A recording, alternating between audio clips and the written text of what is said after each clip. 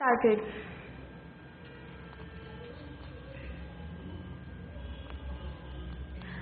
महोदय, वह यह भी जानता है कि आस्था विश्वास के अभाव में जीवन एक ऐसी भ्रमात्मक को प्राप्त होता है कि कोई भी उस पर विश्वास नहीं करता।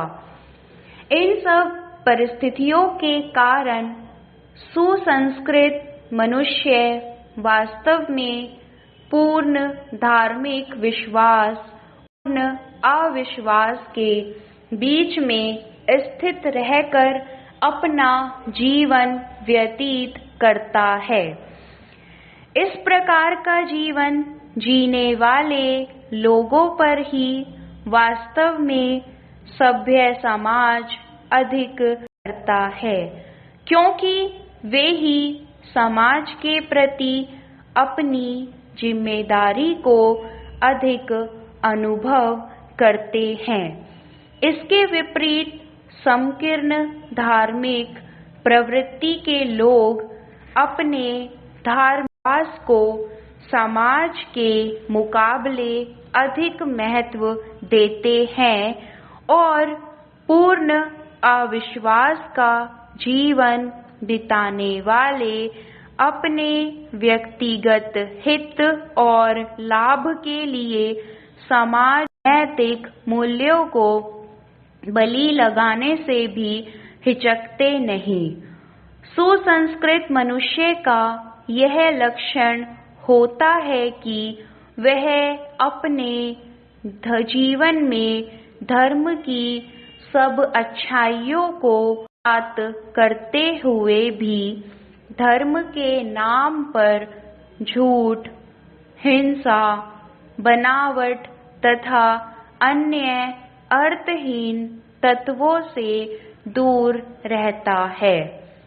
यह बिना अंधविश्वास के संसार के गूढ़ रहस्य के पीछे किसी सत्ता का होना स्वीकार कर लेता है, परंतु इसके साथ यह नैतिक और मानवीय मूल्यों को सर्वोत्तमता देता है। यही कारण है कि केवल बौद्धिक और सांस्कृतिक रूप से विकसित मनुष्य न केवल समाज को सुदृढ़ आधार प्रदान करते हैं, बल्कि परिवर्तन और प्रगति की प्रक्रिया में भी उचित योगदान देते हैं। धन्य होते हैं वे समाज जिनमें इस प्रकार के लोग जन्म लेते रहते हैं। पूर्ण रूप से आत्मा को जन्म देना और विकसित करना संस्कृति का वास्तविक लक्ष्य है।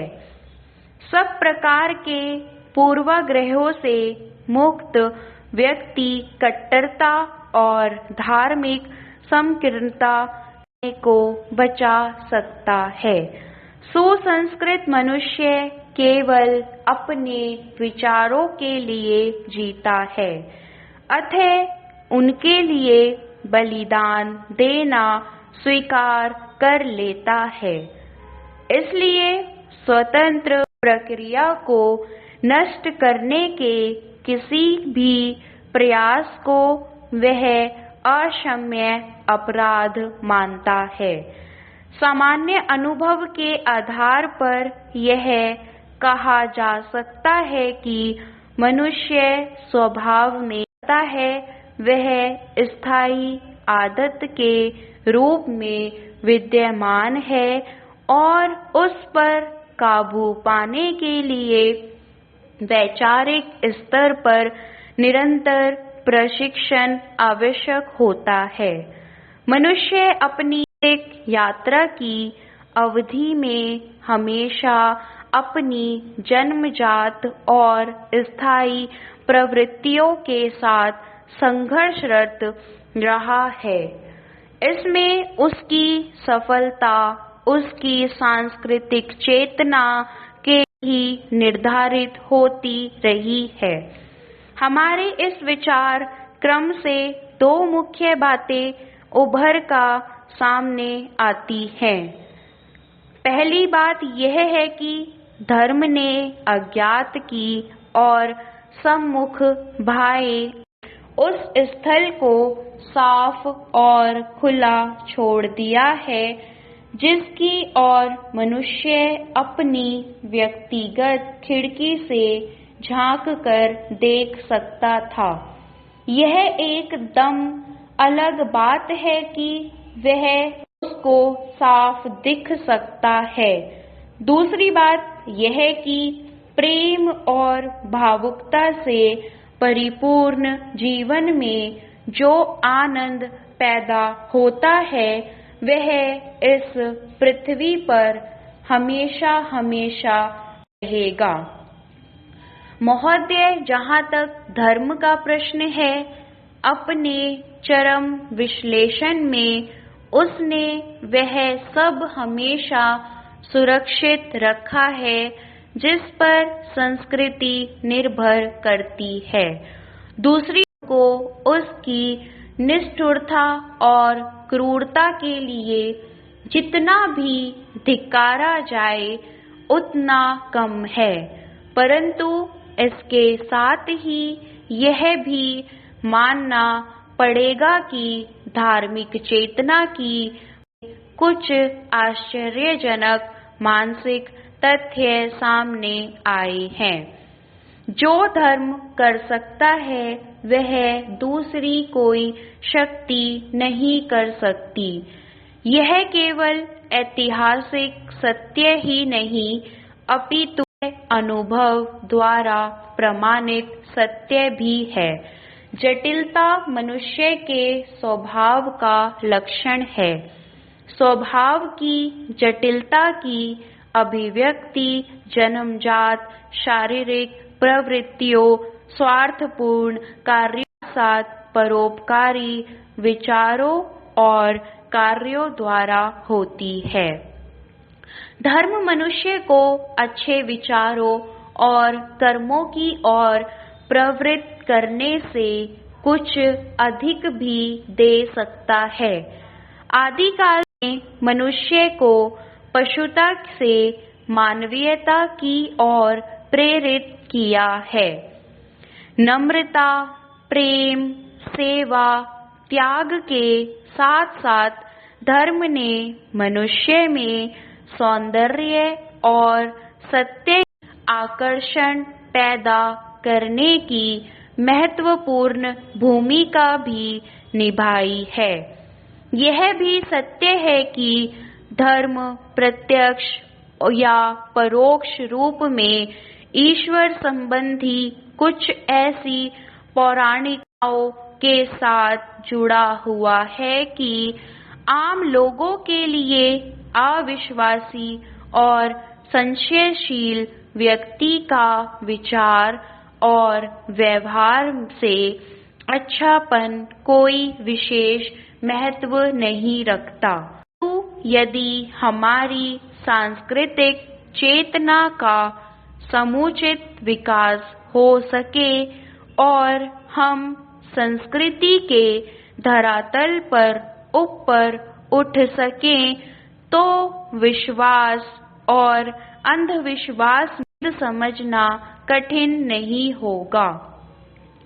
ऐसी स्थिति में ईश्वर की आम धारणा को स्वीकार किए बिना भी हम वह सब कर सकते हैं जिसकी धर्म हमसे अपेक्षा। धर्म का नैतिक और मानवीय पक्ष कोई कम महत्व नहीं रखता। संस्कृति मनुष्य में एक अलग प्रकार की मानसिकता के विकास में सहायक सिद्ध होती है। के व्यक्तित्व में सांस्कृतिक चेतना की परिधि का समुचित विकास हो जाता है। वे धार्मिक आस्था और विश्वास के बिना भी जीवन की पृष्ठभूमि में छिपे हुए रहस्यों को भली प्रकार समझ लेते हैं और अपने को उसके प्रति आभारी मानते हैं। प्रकृति का कल्याणकारी स्वरूप स्वयं ही इस प्रकार के आभार की अभिव्यक्ति के प्रेरणा देता है। मनुष्य के व्यवहार में जहाँ निहित स्वार्थ के लिए क्रूरता देखकर अविश्वास पैदा होता है, वहीं प्रेम और आनंद से परिपूर्ण जीवन का अभाव नहीं होने देता। इस प्रकार सांस्कृतिक धरातल पर ईश्वर के प्रति आस्था और विश्वास को मानसिक तौर पर छोड़ा जा सकता है। जहाँ तक हमारी वास्तविक प्रश्न है, वे औपचारिक विश्वास के अभाव में भी जीवित रहकर विकसित हो सकती है। संस्कृति के सारतत्व के संदर्भ में यदि यह प्रश्न किया जाए कि वह धर्म ग्रहण करती है, तो जवाब यही होगा कि ईश्वर की सत्ता में विश्वास और अविश्वास का इस प्रश्न के साथ कोई संबंध नहीं है। इसी प्रकार आत्मा अनित्य है या नश्वर, बहस का भी उस मूल प्रश्न के साथ कोई लेना देना नहीं है।